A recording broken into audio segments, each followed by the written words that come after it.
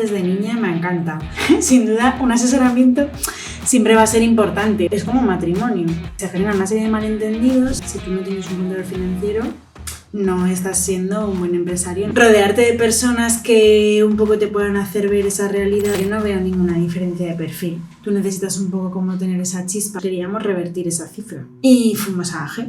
Se me abrió mucho la mente. Toda esta inseguridad jurídica repercute directamente en los negocios. Que es mejor prevenir que curar. Gente que hace cosas muy locas e interesantes. Hay un nivel y un talento a nivel científico muy importante.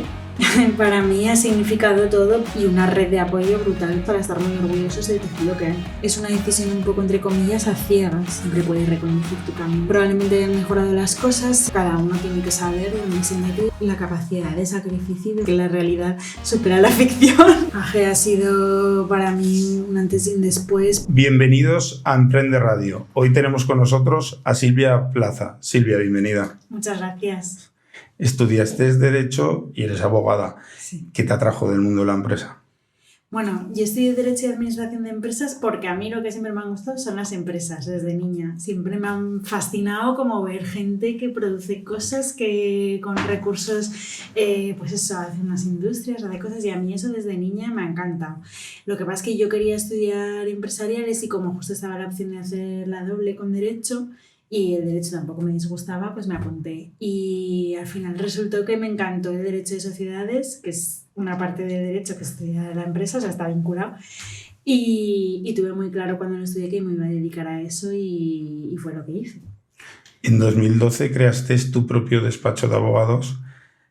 ¿Qué te dio para crear tu propio proyecto? Normalmente yo siempre digo que hay un clic que nos da, que nos hace que nos pongamos a emprender. ¿Cuál fue el clic de Silvia? A ver, en realidad ahí esto empezó un poco antes, porque yo terminé de estudiar 2008-2009, no, 2009 fue en aquel momento, 2009-2010 cuando yo terminaba de estudiar y como te decía, pues yo es que me apasionó el Derecho de Sociedades cuando lo descubrí. Yo tuve una profesora que se llama Esther Hernández Sainz que me descubrió como un mundo allí, ¿no? Y dije, yo con mi vida quiero dedicarme a esto. Y en aquel momento, que era la crisis que vivíamos a partir del año 2008, ¿no? Pues claro, era 2009 y tal, yo tenía un plan que era un poco el de mis compañeros, pues echar en los grandes despachos y grandes firmas y me encontré con que no me cogieron. Entonces, lo que en principio fue un poco caótico, como yo tenía muy claro que no me quería ir de Zaragoza porque soy una persona muy familiar y para mí pues en eso he sido muy cobarde, ¿no? Yo no me veía fuera de yéndome por ahí yo sola, ¿no? Pues dije, oye, pues yo esto lo voy a hacer y me lo voy a montar por mi cuenta y lo hago. Y entonces yo empecé en 2009 con el que luego fue mi socio, Luis Solana, para ver si podía ir a su despacho a hacer prácticas y un poco aprender la profesión, porque claro, tú empiezas y dices, ¿esto por dónde va, no? Pues en la abogacía es muy normal la figura del pasante, que es como prácticas, ¿no? Y entonces empecé con él. Tenía otro compañero con el que ya estaban compartiendo el despacho que se llamaba José Luis Mainar y empezamos juntos pero sin hacer, digamos, un proyecto en común. Yo estaba ya aprendiendo y eso fue un poco evolucionando y en 2012 fue cuando ya los tres decidimos montar la empresa y empezar, digamos, un proyecto ya empresarial en conjunto. ¿Qué papel crees que juega el derecho empresarial para resolver conflictos que tenemos en el día a día de las empresas? Pues más del que nos parece, porque yo creo que nos damos cuenta muchas veces, y más en el caso de las pymes, tal vez empresas que son de un tamaño más grande, pues estas cosas tienen otros protocolos u otras, por su ritmo, necesariamente pues tienen ya un departamento legal dentro de su estructura, etcétera, etcétera, ¿no? Pero muchas veces, como somos chiquititos y tenemos que estar en todos, pues a lo mejor de la parte legal no le vemos tanto esa necesidad hasta que no tenemos encima un problema, que suelen ser problemas que nos quitan bastante el sueño y que desgastan mucho, ¿no? Pero sin duda, concretamente el derecho empresarial dentro de todas las ramas del derecho, porque desde luego en el mundo de los negocios, no sé a quién le escuchaba el otro día, que para empezar a aprender creo que tienes 1 millón de páginas de BOE, solamente que te apliquen, con lo cual, sin duda, un asesoramiento siempre va a ser importante, pero hay muchos aspectos en el derecho de la empresa concretamente, dejando a un lado el derecho administrativo, el derecho fiscal, que desde luego afecta al derecho laboral, que eso por supuesto a lo mejor lo vemos de manera más evidente, ¿no? También en ese derecho empresarial. Y por ejemplo yo En mi experiencia, pues tengo muchísimas empresas que han cerrado, muchísimos negocios que han cerrado, por ejemplo, por problemas de conflictos entre socios, que nos han previsto con anterioridad o nos han hecho los pactos anteriormente bien, o a la hora de constituir la sociedad nos han tenido en cuenta determinados factores que muchas veces por el propio modelo de negocio, con lo cual son cosas que sí que tienen mucha relevancia y que es importante que tengamos en cuenta desde un principio. Tú que ves la problemática en el día a día, en la gestión de la empresa, ¿qué consejos daríamos a una persona si necesitara asociarse con otra para montar una empresa? Porque ya has tocado la palabra clave, que es el pacto de socios. Yo soy de los que dicen que los socios, si pueden evitarse, evítense. Si no hay una forma de aportar lo que te va a aportar otro socio, pues asóciate. Creo que un socio debe tener la figura de líder y otro un poco la de acompañante, o sea que no puede ser al 50-50 y que tiene que haber claro un pacto de socios. Pero tú, ¿cómo lo ves desde tu propia experiencia interna en el día a día? Yo veo que una cosa es lo que digamos en teoría y otra cosa es la realidad. Entonces, por mucho que sea muy bonito decir que no hay proyectos 50-50, es que eso luego no es verdad, porque la gente quiere montar proyectos a medias con otra persona. Entonces, yo siempre digo que nosotros tenemos que hacer que la realidad jurídica de esa empresa se corresponda con la realidad fáctica y con lo que nosotros queremos. Al final, un socio es como un matrimonio. Y por eso te digo que muchas veces, por culpa de esos divorcios, si me permites la analogía, ¿no? Se puede ir a pique el negocio. Entonces, hay una serie de conversaciones incómodas que es importante tener antes de empezar, porque si va bien, porque va bien, y si va mal, porque va mal. Entonces, ¿qué ocurre muchas veces? La realidad de las empresas pequeñas y de los negocios que suelen surgir es que normalmente estos socios, no es que sean los socios capitalistas que luego no nos vemos la cara, ¿no? Es que estamos todo el día trabajando juntos y que son las personas que sacan el proyecto adelante. Por lo tanto, hay una serie de cuestiones como, por ejemplo, qué dedicación va a tener cada uno, qué funciones va a hacer y qué no, cómo se va a medir eso, qué objetivos tienen que alcanzar, qué va a pasar cuando esos objetivos no se cumplan o cómo se va a evaluar, qué ocurre si hay incumplimientos, cómo se va a juzgar si esto es un incumplimiento o no.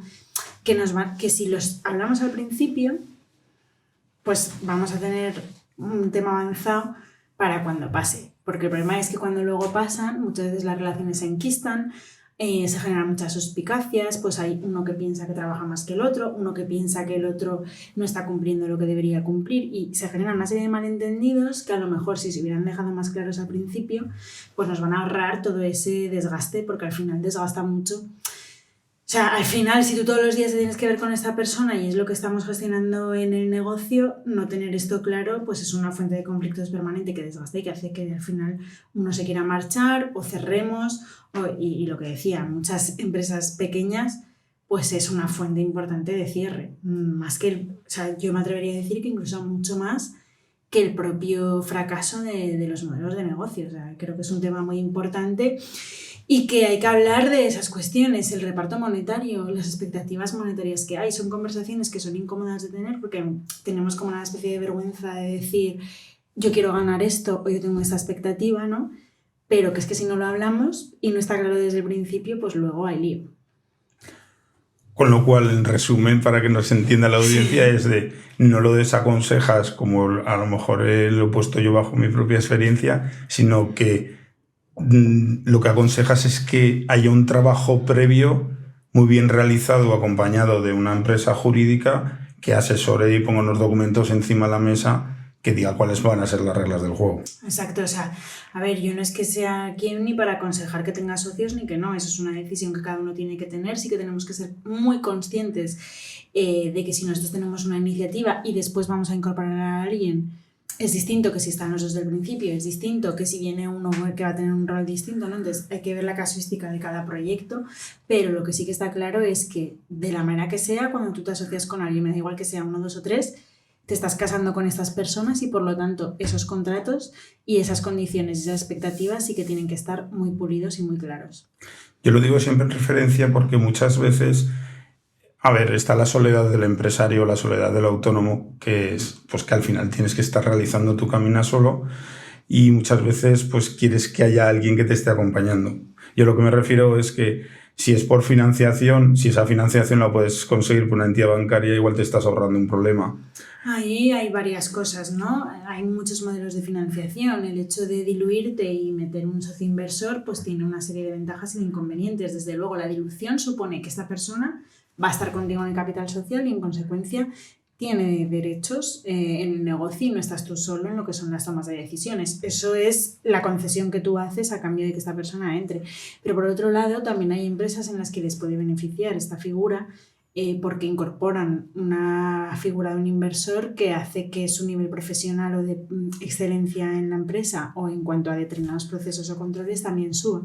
Entonces, es una cuestión que tiene que valorar todo el mundo. Desde luego, renuncias a unas cosas, pones otras. Lo que yo creo que es importante para tomar una decisión es que cuando tú te decidas por una vía de financiación, puede ser esta de entrada de inversores, una financiación bancaria, una financiación con otro tipo de entidades como puede ser ENISA, SODIAR, X o distintas formas que tú puedas encontrar, tengas la información de todas y decidas de manera racional y no emocional cuál es la que más conviene a tu negocio. Y en cuanto a lo de la soledad, bueno, realmente no creo que la decisión de asociarte con alguien tenga que pasar por un tema de que te vayas a sentir solo en el negocio. O sea, yo creo que es muy importante para todas las personas que emprenden esa gestión emocional de saber discernir cuando están tomando una decisión racional por su negocio o cuando es pues por ese tipo de cuestiones más emocionales que al final todos somos así y muchas veces influyen, desde luego, ¿no?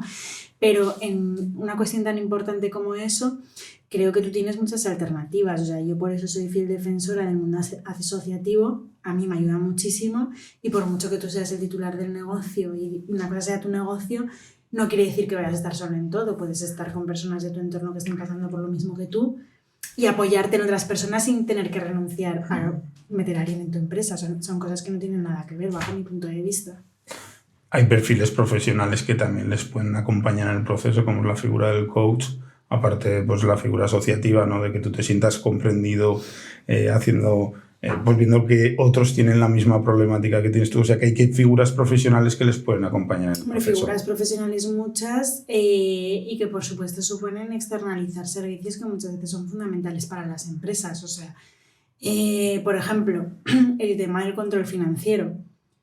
Yo entiendo que eso es un básico en cualquier negocio y me da igual que acabes de empezar. Si tú no tienes un control financiero, no estás siendo un buen empresario, no estás siendo excelente, no estás teniendo las riendas de tu negocio, porque necesitas saber eso. Entonces yo comprendo que muchas veces, por esa que al final es una faceta en la que tienes que estar en 1000 cosas a la vez, ¿no? Hay aspectos como puede ser lo legal o lo financiero que como tú no lo haces directamente parece como que los descuidas un poco, pero es que es tu obligación tener ese tema controlado.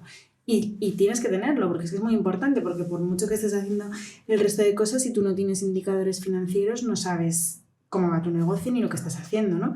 Entonces, hay profesionales en todos esos ámbitos que te pueden asesorar y ayudar. Evidentemente, cuando tú estás empezando, tú no vas a poder tener en plantilla un controller que te ayude con esto, ¿no? O un abogado en plantilla. Entonces, son servicios que externalizas. Y respecto a lo que decías de coach o mentor, pues yo creo que son figuras que son muy buenas en el sentido de que cuando tú empiezas, pues tienes 20 guerras, pero es que no sabes que en realidad tienes 40 y no eres consciente de ello. Entonces, rodearte de personas que un poco te puedan hacer ver esas realidades o que te conecten, sobre todo también porque en el día a día tú te enchufas mucho con lo táctico en el sentido de que tienes que cumplir tu agenda y todas las cosas que tienes que hacer y te desconectas de lo estratégico. Y tener una figura que te vuelva a reconectar con esa estrategia sí que me parece un tema clave, como puede ser pues, un mentor o un coach o la figura que sea. Yo creo que la clave ahí está en elegir las personas y que concretamente en Zaragoza creo que hay una comunidad de empresarios, directivos y personas que quieren ayudar a las personas que están emprendiendo, que somos unos privilegiados, así que creo que hay que aprovecharlo. Es experta en Derecho, pero también en Economía. ¿Qué diferencias de perfiles para tener éxito en esas dos facetas o digamos en esos dos sectores debe tener una persona que esté empezando? ¿Como abogado o como economista te refieres en la profesión? Tanto uno que busque un perfil más enfocado en Derecho, pues desde la abogacía, o más economista desde, pues, por ejemplo, un controller financiero? Pues mira, yo no veo ninguna diferencia de perfil. O sea, para mí la única requisito que me da igual que sea en una profesión o en otra es la pasión por tu trabajo y las ganas de hacer, ¿no? Entonces yo creo que tú necesitas un poco como tener esa chispa, me da igual que sea en un mundo jurídico que en un mundo más financiero, ¿no? De que te guste lo que estás haciendo, de que pongas tu alma y tu corazón en las cosas que hagas, ¿no? De que te llene y que tengas esa motivación que te hagas levantarte cada día y esforzarte en ello. Y, y bueno, y que realmente te mueva el querer hacer algo, ¿no? Porque después todos los días hay que estar ahí y creo que es lo que marca la diferencia y que te motive a hacer un trabajo lo mejor que tú puedas. En Mercurio Abogados sois expertos en derecho societario y concursal. ¿Con qué tipos de retos os habéis ido encontrando? Bueno, a ver, nosotros tenemos como dos líneas de trabajo. Una es este área que tú comentas, que es empresa, por así decirlo, dentro de una categoría. Y después otro área que es el urbanismo, ¿no? Que la lleva mi socio Luis Olana. Urbanismo y vivienda inmobiliario. Entonces, en cuanto a los retos, pues mira, nosotros el primer reto que nos encontramos fue, claro, nosotros empezamos en nuestro despacho, como te digo, yo tenía 2 socios que llevaban ya un tiempo trabajando, yo era nueva. Empezamos en la abogacía y nosotros inicialmente pues hacíamos lo que todos los abogados de manera tradicional hacen, ¿no? Pues tú tienes tu despacho, van viniendo clientes, vas un poco viendo y sin más lo gestiona, pero cuando montamos la empresa pues teníamos una clara visión de organizar esto como un negocio, cosa que en la abogacía muchas veces en los despachos profesionales se pierde un poco esa visión, o sea, no hay que perder de vista que este es un negocio como otro cualquiera y que por lo tanto tenemos un montón de áreas que trabajar como si de cualquier negocio se tratase, ¿no? Que a veces esto en las profesiones liberales se nos olvida. Entonces, cuando empezamos, pues un poco nosotros teníamos nuestras fuentes de clientes que básicamente era el boca a boca, pero no hacíamos nada más expresamente, ni sabíamos qué decisiones teníamos que tomar. Y un poco ahí tuvimos un reto de pensar, ostras, es que no sabemos por dónde tenemos que orientar esto, pero sin duda no sabemos si lo que estamos haciendo está bien o mal, estas son las puertas de nuestro despacho y nosotros tenemos unas ideas, pero ¿cómo contrastamos esto?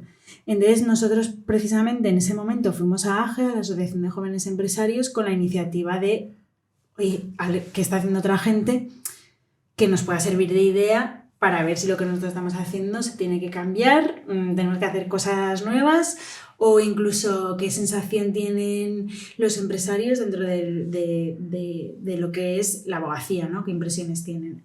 Porque una realidad que nosotros teníamos en aquel momento es que el 80% de nuestra cartera de clientes en aquel momento eran personas físicas y solo el 20% empresas y nosotros queríamos revertir esa cifra porque precisamente nuestro modelo de negocio se enfocaba más a las empresas. Entonces se nos ocurrió esto y fuimos a AGE. Y yo el primer día que llegué a AGE, que siempre lo cuento, fue una cena, era una cena que era sentado normal en una mesa. Perdón. Y me sentaron con Ricardo Will, que no sé si le conocéis. Ricardo Will es el CEO de Central de Reservas, entre otros negocios, es de AIMSA. Y yo en la facultad, cuando estaba en cuarto de carrera, había hecho un trabajo de Central de Reservas, porque fue la primera agencia de viajes online de España, como innovación en modelos de negocio, en una asignatura de planificación estratégica. Entonces, claro, de repente llego a AGE y me sientan con Ricardo, que además, si tenéis ocasión de conocerlo, es una persona muy brillante, de cualquier tema que le hablas te propone 10 ideas, a cada cual mejor. Entonces, claro, yo me senté allí y me dijeron, ¿conoces a Ricardo? Y yo, sí, y me sabía toda su empresa. Claro, ya te digo que había hecho un trabajo de su empresa, de su negocio. Y fue increíble porque yo me fui a mi casa que me explotaba la cabeza de todas las cosas que me había dicho Ricardo que podía hacer, etc. Entonces yo allí empezamos así, empecé a ver otras experiencias de gente, se me abrió mucho la mente, empecé a ver qué cosas la gente hacía en sus negocios que nosotros podíamos implementar. Empezamos a preguntar a estas personas que eran empresarios cómo veían la abogacía y el servicio y qué es lo que buscaban. Y un poco empezamos a pivotar nuestro modelo de negocio, adaptarlo a eso. Con el tiempo conseguimos revertir esas cifras de nuestras carteras de clientes, pero sobre todo tener ese apoyo y esa apertura mental. O sea, nosotros hemos empezado a hacer muchas cosas, o empezamos a partir de ahí, pues gracias a hablar con gente que te da otras ideas que a lo mejor no te han ocurrido. Y da igual que sea en otro sector. O sea, fíjate que la abogacía es un sector muy tradicional que probablemente no tiene nada que ver pues con gente que yo he hablado que está con tecnologías disruptivas o haciendo cosas en sectores muy diversos que no tienen nada que ver con el mío. Pero sí que te dan ideas de cosas que gestionan y que tú te vas, reflexionas y luego las puedes incorporar. Entonces yo creo que esa flexibilidad, esa apertura, ese contacto te hace mucho que estar solo de puertas adentro con tus ideas.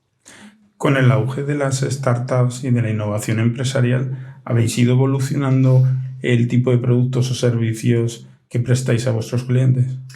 A ver, pero más que por el auge de las startups, yo no sé si sois conscientes de cómo evoluciona la realidad legislativa de nuestro país. Sí. Entonces, claro, tienes que evolucionar forzosamente porque es que digamos que la actualidad te lleva a eso. O sea, ahora las cosas son muy efímeras, hay cambios normativos a diario y por lo tanto los servicios que tú prestas van cambiando, ¿no? Respecto a lo que tú dices, pues a lo mejor sí que es cierto que yo, por ejemplo, en mi caso que me dedico al derecho societario, con el tema de startups tuve que hacer un esfuerzo, lo saben amigos y compañeros y clientes míos que me instruyeron en esto durante mucho tiempo, pues para el propio lenguaje de las startups, que no es un lenguaje jurídico, es un lenguaje inventado que viene de Estados Unidos o de Inglaterra o del mundo anglosajón, ¿no? A sus palabras, a lo que hilarlo con nuestro derecho. O sea, yo por ejemplo esas cosas sí que las he notado o sí que las noté en su momento, ¿no?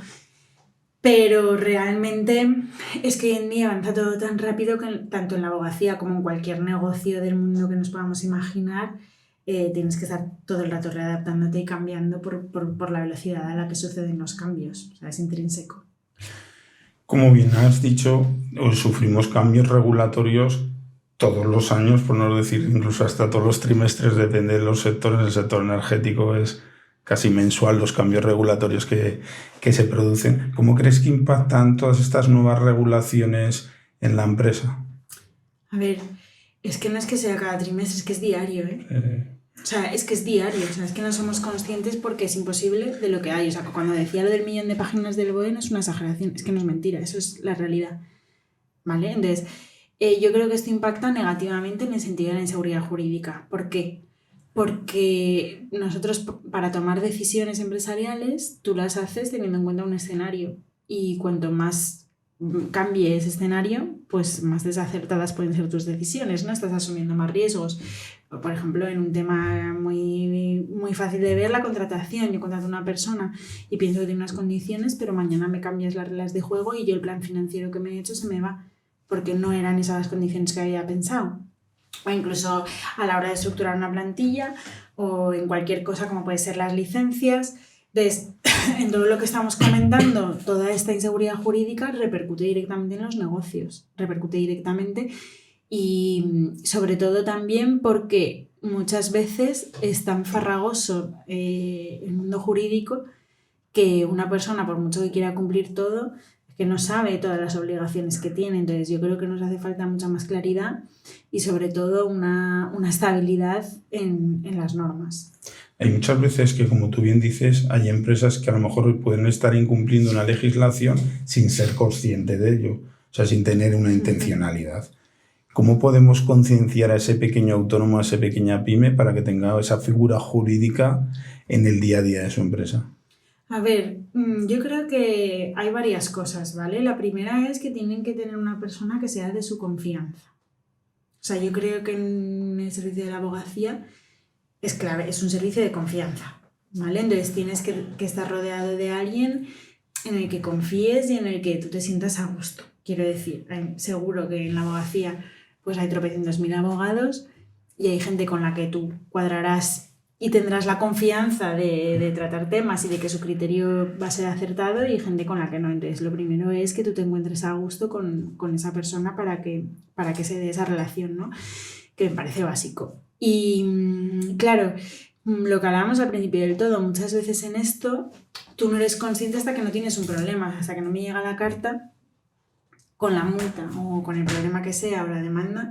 Muchas veces no valoro el contratar ese servicio. Yo creo que de alguna manera tenemos que ver que es mejor prevenir que curar y que es un tema complicado y arduo, pero también entiendo que cuando nosotros estamos empezando es que son tantos que desde luego las personas tienen que elegir. Yo eso lo entiendo porque los recursos son limitados, pero creo que es algo a valorar y que no se quede en un cajón. Y luego hay en determinados aspectos donde sí que, de nuevo, tanto asociaciones empresariales como otros colectivos o instituciones gubernamentales nos pueden ayudar en esos asesoramientos. ¿Vale? Entonces, bueno, si a lo mejor yo no tengo recursos para tener un abogado que yo contrate y que sea de mi confianza, sí que puedo preocuparme de ir a determinados foros, de asistir a charlas donde se hablan de novedades y de cosas que yo tengo que cumplir. Hay muchísima actividad en Aragón en torno a estas cuestiones, entonces, ya que no puedo permitirme a lo mejor, que yo lo entiendo, en ese momento tener un abogado contratado, mínimo pues estar formado e informado en los aspectos que son más candentes y que sin duda me voy a enterar porque hay jornadas a todas horas, o sea que seguro que puedo hacer alguna cosa. Un empresario que esté preocupado por proteger sus activos y sus propiedades, ¿qué claves debe tener en cuenta? Bueno, yo creo que en el ámbito patrimonial lo primero es ver el modelo de negocio que tiene. Y me explico. Muchas veces empezamos los negocios y somos, por ejemplo, personas, empresarios individuales, autónomos, como diríamos normalmente. Ahí no tengo ninguna protección de mi patrimonio personal, ¿vale? Entonces, lo normal es que llegue a un punto en el que yo me monte una sociedad, que puede ser una sociedad limitada, por ejemplo, para intentar discernir lo que son el patrimonio del negocio de mi patrimonio personal, pero también tengo que ser muy consciente que como administrador de esa sociedad yo puedo tener una serie de responsabilidades y que muchas veces la gente no es consciente y puede incluso tener una transferencia de esos riesgos a su patrimonio personal, ¿no? Entonces, yo creo que es muy importante hacer un análisis de la situación de cada uno y de las formas jurídicas que tiene y de las responsabilidades que tiene, cosa que no todo el mundo es consciente. Entonces, eso es lo primero, para mí, básico. Y después, siempre mi consejo es el control financiero y de todo, porque es lo que hemos estado hablando. Si tú no sabes cómo va el negocio y de repente resulta que tiene un montón de pérdidas, porque no miro los números, estoy arriesgando mi patrimonio, ¿vale? Entonces, creo que es importante tener esas cosas claras, tener una periodicidad en la manera, unos protocolos, unos procesos, en la manera en la que yo controlo eso. Y sobre todo ser muy consciente pues que en el tema del negocio, lo propio del empresario, es arriesgar un patrimonio. Entonces, ¿vale? Pero vamos a ser conscientes de lo que estamos arriesgando, cuánto y cómo. Entonces, muy importante las bases de cómo yo tengo configurada la empresa. Y luego, un tema también muy importante es ver la planificación familiar, qué regímenes tengo yo en mi familia, qué estructuras, qué fiscalidad tengo yo, qué previsión tengo de futuro. Y para eso muchas veces vamos a necesitar un experto que nos asesore en todo esto. Porque si nos va mal, porque nos va mal, y si nos va bien, también porque nos va muy bien. Entonces, eso va a tener una serie de consecuencias fiscales que yo tengo que planificar. O si tengo una familia y después voy a querer transferir esos activos, pues es algo que tengo que también mirar. O sea, tanto por el lado de si nos va mal, que era lo primero que estábamos hablando, como por el lado de si nos va bien, ¿no? Vale. En tu rol manejando financiación de proyectos de I+D+I en Caudal, ¿hay algún proyecto que te haya llamado más poderosamente la atención? Uy, muchísimos, porque eso a mí me ha abierto una puerta a conocer gente que hace cosas muy, muy locas e interesantes. O sea, es un mundo realmente... Bueno, Caudal es una empresa que se dedica a hacer tax lease. Yo llevo allí un año y un poquito más trabajando, y entonces lo que hacemos con esta figura es una alternativa de financiación para las empresas que hacen I+D+I, ¿vale? Entonces, ¿qué ocurre? Pues que ahí descubres primero que hay muchas empresas que hacen I+D+I sin saberlo o sin que lo califiquen como tal, y segundo, que realmente es un motor y una creatividad y unas inversiones que hay en España por parte de muchas empresas en hacer eso, que me parece increíble. Yo ciertamente, he visto muchísimos proyectos, pero me encantaría mencionar uno porque es amiga mía también y porque sé que me deja comentarlo, que es el de Rosa Monge con Beyond Chip. Seguro que igual lo habéis oído hablar. que ella pues hace una tecnología que ya viene de la Universidad de Zaragoza, es una spin-off de la universidad, y desarrolla una tecnología que permite, lo digo yo con mis palabras, luego científicamente seguro que ella me mataría si me estuviera escuchando, como pasa con muchos proyectos tecnológicos, ¿no? Pero en lo que consiste es en que tú, para hacer una investigación, pues tienes muchos problemas, digamos, para reproducir lo que serían cómo se comportan las células humanas en el cuerpo humano. Por eso en muchas ocasiones se utiliza experimentación animal, porque es lo que parece que más se puede parecer, ¿no? Y sin embargo, pues BioNchip ha conseguido desarrollar un sistema que es este sistema de órgano en chip, que lo que hace es reproducir en este sistema tal cual pues las condiciones de cómo se comportan estas células en el cuerpo humano sin tener que utilizar la experimentación animal, y es una empresa que está creciendo mucho, está internacionalizada. A mí me alucino que están vendiendo hasta en Australia. Te quiero decir que es una cosa que yo creo que es increíble y se ha hecho desde aquí, desde Zaragoza. Pero vamos, en este ámbito hay muchas. Estábamos oyendo, seguro que si habláis con Alberto Jiménez Schumacher, que ya lo conocemos todos por la gran labor de difusión que él hace, y escuchas todos los proyectos que tiene el Instituto de Investigación Sanitaria de Aragón, es increíble. La vacuna de la tuberculosis que se ha hecho aquí es increíble. O sea, realmente hay un nivel y un talento a nivel científico muy importante. Y en lo que es la I+D+I, pues yo creo que tenemos que apoyar todos al máximo este tipo de proyectos, porque son realmente la puerta a seguir creciendo y a seguir avanzando como país y como sociedad. Son empresas que aportan un gran valor y yo creo que es muy complicado sacar adelante esos proyectos, y que por eso necesitan todo el apoyo y todas las vías de financiación, digamos, que existan, porque es muy difícil financiarlas. ¿De qué forma evaluáis la viabilidad financiera de cada proyecto? A ver, en Caudal hay como dos partes. Una parte, digamos, que es la técnica, que es saber que tiene una calificación un proyecto de I+D o de IT, que eso se valora con un equipo técnico que nosotros tenemos.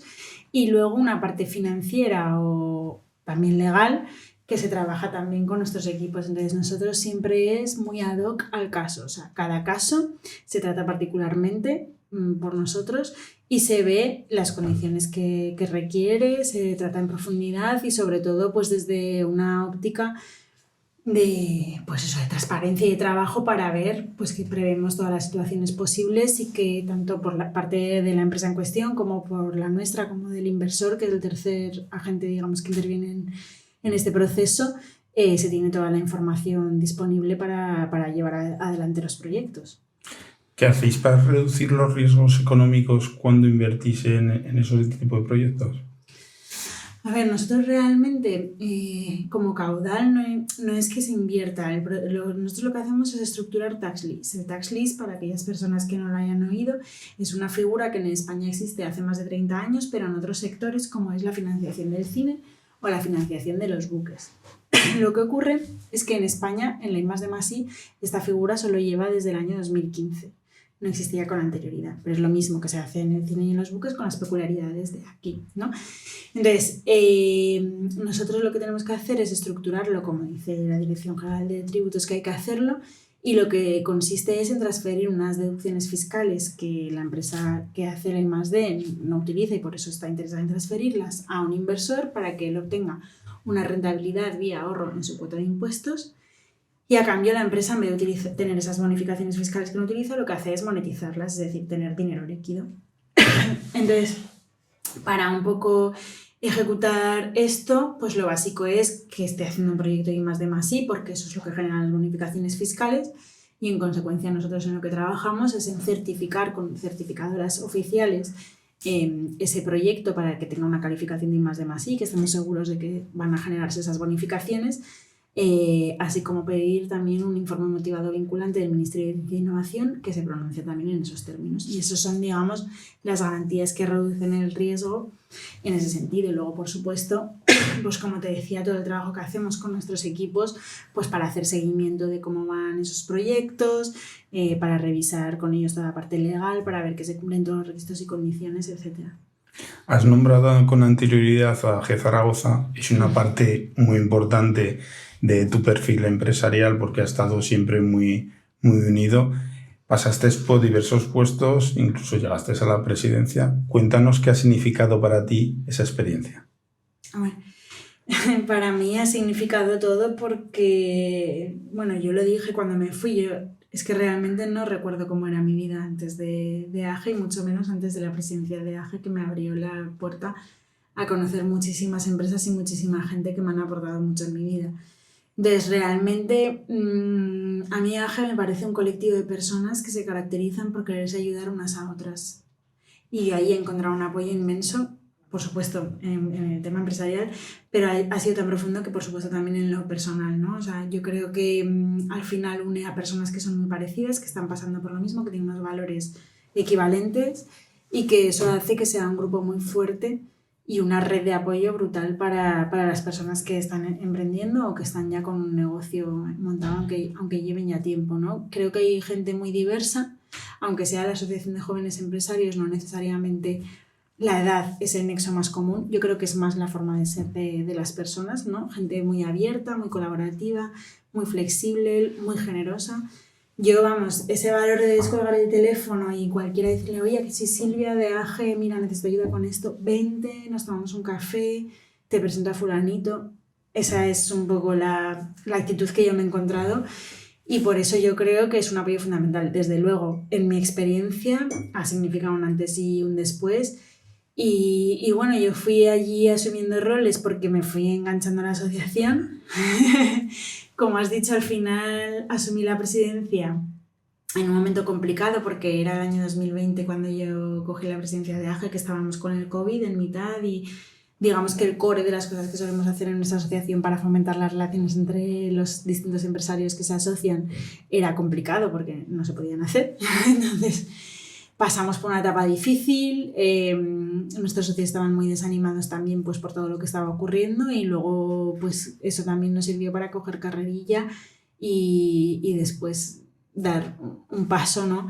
Hacia lo que la visión que tanto yo como la junta directiva que en ese momento estaba conmigo teníamos de lo que tenía que ser la asociación y creo que por suerte se han conseguido muchas cosas. Ahora AGE está en un momento muy dulce, tiene una nueva presidencia que encabeza a Luis Martín y otras personas que están en su junta directiva de muy alto valor y sobre todo veo gente que está muy involucrada, que realmente la finalidad que les mueve es conseguir lo mejor para los otros socios y para Aragón y para nuestra comunidad empresarial y creo que aporta un valor incalculable. ¿Fuiste consciente de que ejerciste un liderazgo, digamos, potente? Personalmente, no he conocido a ninguna persona que haga una referencia sobre tu etapa en la presidencia de AGE que no la acompañe siempre de un comentario positivo. Entonces, digamos, me gustaría que me dijeras si tú has sido consciente de ese liderazgo que has imprimido a AGE Zaragoza. No, la verdad que no. La verdad que cuando me dicen estas cosas a mí me alegra y me emociona y me enorgullece, ¿no? Pero ciertamente no, o sea, yo realmente pues siempre he sido yo misma y lo que me he encontrado es en un sitio que es muy acogedor donde es muy fácil hacer las cosas, ¿no? Entonces, quiero decir, yo creo que en AGE es todo fácil en el sentido de la actitud de la gente y de que es un sitio donde es fácil imprimir el proyecto que tú quieras hacer porque la gente se involucra, ¿no? Yo con la presidencia, pues lo que te digo, cuando la cogí, pues yo tenía como una serie de objetivos que creía que teníamos que trabajar. Es cierto que tuvimos que hacer como un replanteamiento de nuestra propuesta de valor y de lo que estábamos haciendo, cosa que me parece clave, pero no porque fuera mi momento ni tampoco porque fuera el momento de que veníamos del COVID, sino porque en general en cualquier organización, me da igual AGE, que cualquier empresa o cualquier organización, siempre, y más cuando entra una nueva junta directiva, tiene que replantearse cuál es la propuesta de valor, qué es lo que está haciendo y cuáles son los objetivos que se van a trabajar, ¿no? Nosotros hicimos eso, creo que funcionó bien y creo que el acierto fue las personas que había, que no es mérito mío, o sea, realmente es que hay personas muy brillantes que han tenido ideas brillantes y que han trabajado mucho para que ese proyecto saliera adelante. Así que muy agradecida. Después del gusanillo de AGE Zaragoza o tras pasar por AGE Zaragoza te quedó un poco de gusanillo, entiendo yo, y ahora estás representando a APD Aragón. ¿Qué aportáis a los directivos aragoneses? Bueno, APD es la Asociación para el Progreso de la Dirección, es una asociación a nivel nacional. Yo lo que hago es dirigir la región de Aragón, pero estamos en toda España. O sea, tú te asocias en APD y eres socio de toda España. En APD están los principales directivos y empresas de toda España. Aquí en Aragón estamos 108 socios y son las principales empresas aragonesas. Y lo que me maravilla es conocer las empresas que hay en Aragón. Y fíjate que yo, que se supone que estoy dentro del ecosistema más o menos y que vengo de presidir AGE, que más o menos conoces a mucha gente en el entorno empresarial, no dejo de sorprenderme cuando voy a visitar a socios de las empresas que hay aquí y lo que están haciendo aquí. O sea, yo creo que hay un problema en nuestra sociedad de que la gente no sabe qué cosas hay aquí ni qué oportunidades porque desconocemos cuál es la realidad del tejido, y creo que realmente es para estar muy orgullosos del tejido que hay. Entonces yo lo que estoy descubriendo es mucho, bueno, llevo desde enero unos meses al visitar estos socios, ver el nivel empresarial, ver el esfuerzo de nuestros empresarios, ver esa evolución y ver qué hitos tan importantes desde Aragón al mundo se están consiguiendo, o sea, con empresas totalmente internacionalizadas, haciendo proyectos y cosas que me parecen impensables, increíbles, y que tú vas a visitar esas fábricas y a veces te quedas muy sorprendido. Entonces, creo que eso es un tema muy importante. Nosotros desde APD lo que más pretendemos es formar e informar a todos los directivos de todos los niveles, es decir, tenemos actividades y cuestiones pues, para directores de recursos humanos, directores financieros, directores, todos los estamentos, ¿no? Innovación, de comunicación, de marketing, no únicamente los empresarios o los CEOs, que también. Y yo creo que APD lo bueno que tiene también que al tener ese recorrido nacional nos permite hacer redes más allá de nuestras fronteras, porque muchas veces a lo mejor vamos a muchas cosas que son de aquí, que está muy bien y que seguimos por supuesto haciendo y que es mi responsabilidad seguir montando y que haya jornadas y eventos aquí, pero que también nos abre esa puerta a poder participar en cualquier actividad de las que organizamos en toda España, y que al tener delegaciones en toda España pues nos da también esa ventaja. Has dado formaciones en la Universidad de Zaragoza de Derecho Mercantil. ¿Qué consejos le darías a esos estudiantes que están sondeando, digamos, esa carrera profesional? Bueno, yo como soy una apasionada del derecho de sociedades y del derecho mercantil, pues me surgió esa oportunidad, y la verdad que aunque ahora ya dejé esa etapa, me ha encantado la docencia porque lo he vivido primero como un regalo porque hace 4 días que yo estaba ahí y nunca me lo podría imaginar, y segundo porque me ha parecido tan apasionante que realmente me ha encantado. Pero en cuanto al consejo, mira, a la hora de elegir la carrera o no, yo eso no lo sé aconsejar. Sí que le diría a la gente que un poco las cosas nunca son lo que parecen, porque claro, tú sin saber en qué consiste una cosa, te vas a meter a estudiar una cosa y bueno, puedes intuir, pero no sabes, ni tampoco sabes cómo es luego la profesión. Entonces, al final es una decisión un poco entre comillas a ciegas. Entonces yo me acercaría pues a hablar con personas que se estén dedicando a eso e intentar acercarme al máximo posible a lo que son las profesiones o el ejercicio de esas carreras para conocer un poco en qué consisten más allá de lo que yo pueda intuir, ¿no? Porque ya digo que luego a lo mejor sí que existe un gap entre lo que yo pienso y lo que realmente puede llegar a ser, ¿no? Creo que en eso tienen un papel muy bueno los colegios profesionales. En mi caso, el Colegio de Economistas de Aragón, que me parece que hace una labor impecable, la verdad, y con mucha iniciativa de querer vincular también a las personas jóvenes y a los estudiantes que están cursando materias que después pueden desembocar en estas profesiones. Y también, por supuesto, el Colegio de Abogados, el Real e Ilustre Colegio de Abogados de Zaragoza, que creo que en ese sentido también hace muy buena labor. Entonces, yo recomendaría a las personas que se planteen estas materias poderse acercar a los colegios para hablar con profesionales que se estén dedicando a ello y un poco acercar. Y luego también decirles que, porque todos hemos pasado por ahí, yo lo veo, que muchas veces cuando tienes 18 años y tienes que elegir esta carrera, parece que es la decisión de tu vida y que si decides una cosa nunca va a haber vuelta atrás, y las cosas luego no son así. Siempre puedes reconducir tu camino, y si una cosa no te gusta y quieres cambiar de vida, pues también lo puedes hacer, y con energía y voluntad todo lo puedes conseguir. Has aparecido con asiduidad en medios de comunicación, tanto de televisión como radio, aquí en Aragón. Lo que me interesa saber es qué rol crees que tienen los medios de comunicación para hablar sobre temas financieros y legales. un rol muy importante, porque al final los medios de comunicación es lo que llegan a la sociedad. Quiero decir, la sociedad no se lee el BOE.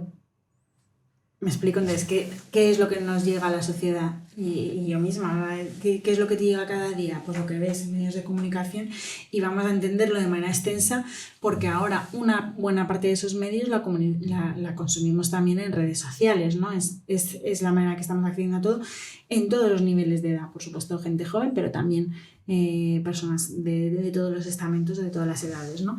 Entonces, yo creo que en el ámbito financiero y legal es muy importante la comunicación que se haga en estos medios, y de hecho de muchas cosas legales y financieras nos enteramos por la tele. O sea, si yo veo las noticias y filtramos cuántas de esas noticias tienen que ver con ámbito legal o financiero, es un porcentaje alto.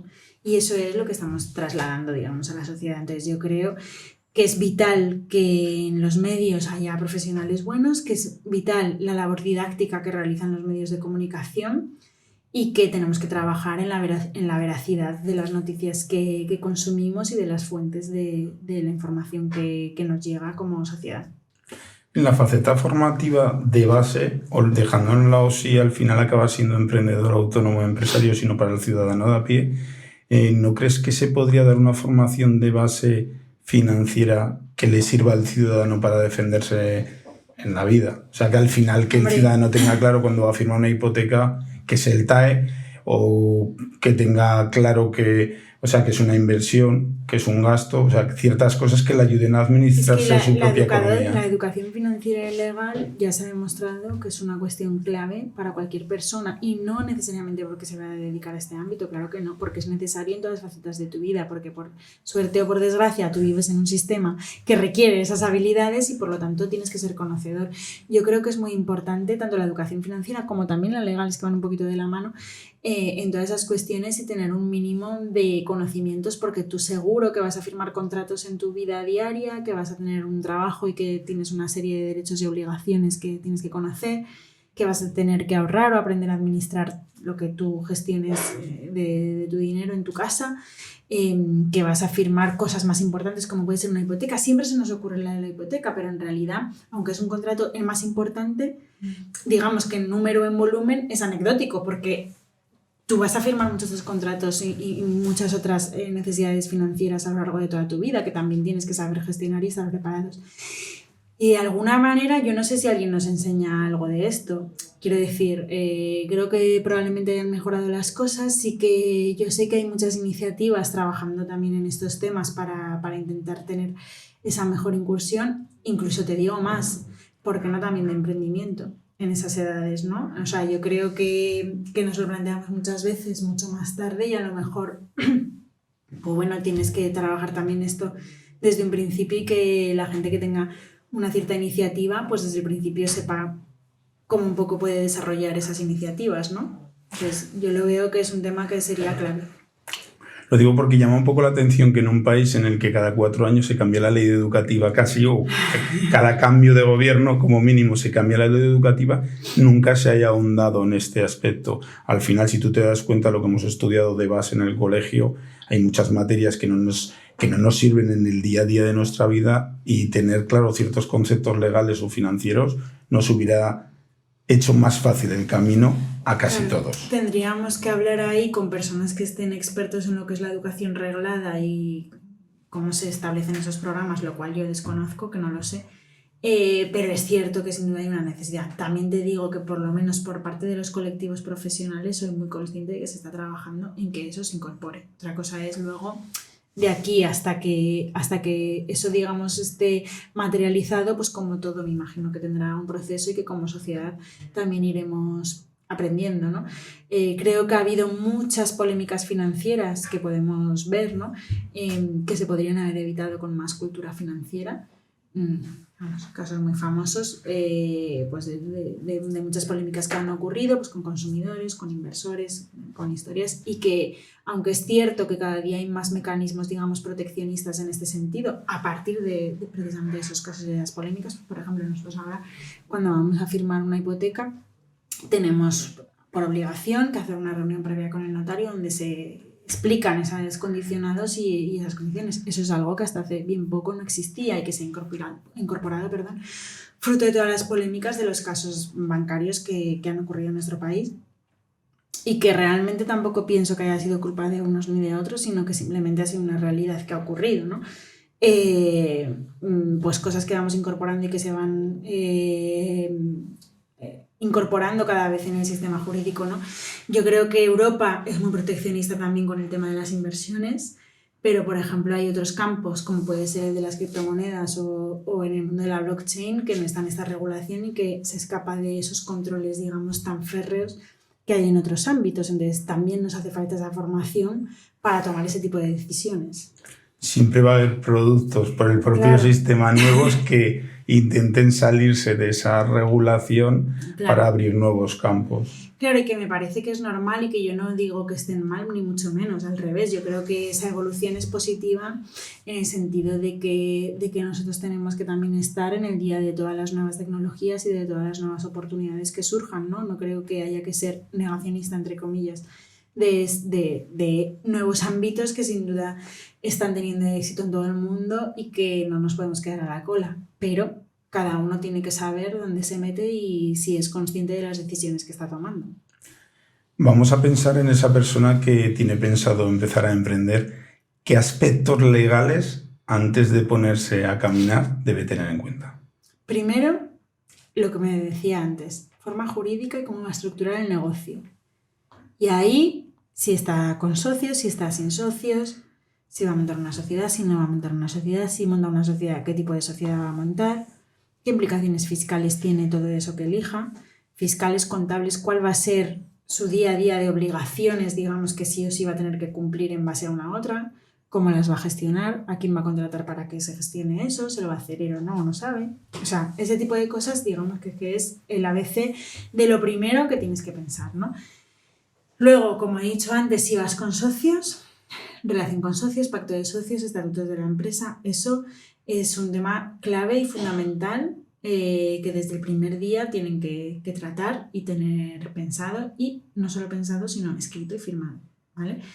Evidentemente, como todo, igual que lo estábamos diciendo antes, no quiere decir que hoy firmas una cosa y ya para siempre va a ser así, ya se podrá cambiar más adelante, pero hay un mínimo que yo creo que es muy importante hablar y después reflejar para que evitemos todos esos conflictos a futuro. Y luego, por supuesto, el tema de licencias, aspectos que influyen en la actividad. No es lo mismo un negocio de una cosa que de otra, no es lo mismo las autorizaciones que necesito para una cosa que para otra. Por supuesto, tener todo eso controlado.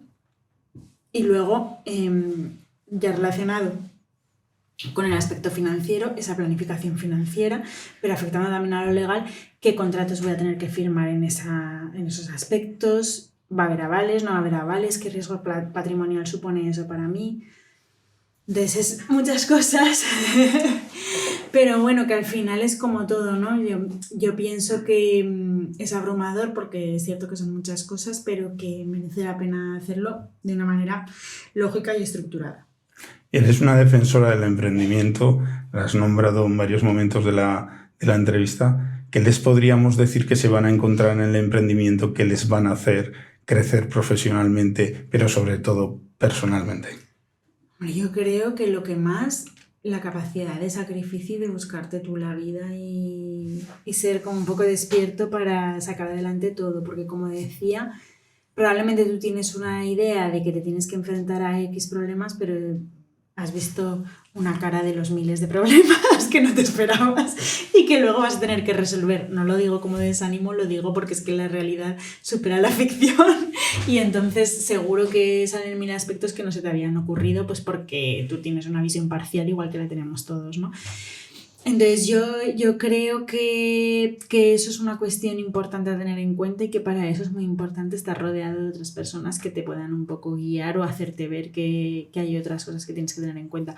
Pero sin duda, esa capacidad de adaptación, de ver esos problemas, el sacrificio que tú tienes que hacer cada día y de lucha, creo que como persona te forja de una manera increíble y desde luego que seguro que te da muchas habilidades, hagas lo que hagas en un futuro. Has liderado gran cantidad de proyectos, sigues liderando una gran cantidad de ellos. ¿Cuál ha sido el que te ha hecho una mayor subida emocional el haber tenido un sentimiento más de orgullo por el proyecto que has estado realizando? Hombre, sin duda para mí AGE. AGE ha sido para mí un antes y un después, pues por lo que decía antes, ¿no? Pero sobre todo porque para mí sí que cuando yo he estado liderando ese proyecto me he encontrado con tantas sorpresas y con tantas personas que para mí sí que emocionalmente pues ha supuesto un cambio brutal. Yo es cierto que todos los proyectos que he estado a lo largo de mi vida ha sido porque los he vivido con mucha pasión, porque si no soy una persona que no es capaz de involucrarse, no solamente me puedo involucrar si es así como lo vivo, pero yo creo que la Asociación de Jóvenes Empresarios para mí ha representado una serie de valores con los que me he sentido muy identificada y sobre todo de descubrir cómo podemos desmitificar muchas cosas que a lo mejor pensamos del entorno empresarial, que no se corresponde para nada con la realidad, y sobre todo la calidad humana y profesional de las personas y empresarios que tenemos en Aragón. Silvia, muchas gracias por compartir las experiencias, tus propias experiencias con todos nosotros. Me costó un poco lograr que vinieras a Emprende Radio, sí, porque muchas veces mandamos un mensaje por LinkedIn y bueno, se van quedando ahí en cola, sí, y luego hay que cuadrar la agenda. No, para nada, al revés.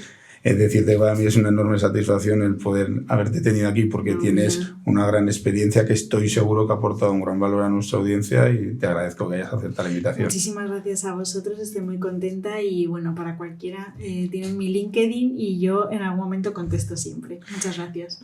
Para los que queráis saber más de Silvia Plaza, como ya he indicado, pondremos la referencia de todas sus redes sociales en la descripción del vídeo. Y a ti te espero en el próximo episodio.